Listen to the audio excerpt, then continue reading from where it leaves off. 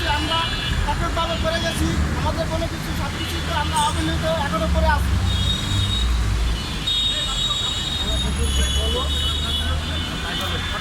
ধন্যবাদ সাংবাদিক ভাই ও বোনেরা।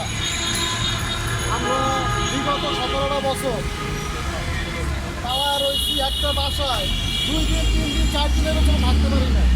হ্যাঁ, একের পর এক মিথ্যা মামলা দিয়ে আমাদেরকে হয়রানি করতো।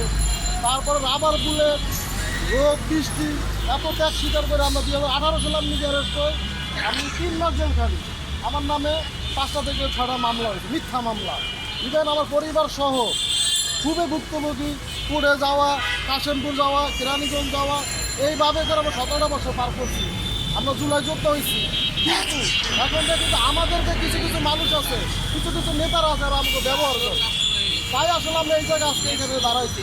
আমরা কিন্তু চিন্তাও করতে পারি নাই 17 বছর পর আবার রাজপথ আমাদের এখানে দাঁড়াইতে হবে সিরিয়াল দেওয়া। এটা আসলে লজ্জাজনক একটা বিষয় আমাদের জন্য, আমরা মনে করি।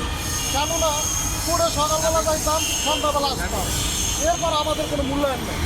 এদের কোনো মূল্যায়ন করে না, কোনো নেতা মূল্যায়ন করে না। যার জন্য আমরা আজকে এই জায়গায় আসছি, আপনাদের মাঝে কথা বলতে আসছি, যেন তারেক রহমান পর্যন্ত পৌঁছায় যায়, প্রধানমন্ত্রী পর্যন্ত পৌঁছায় যায়।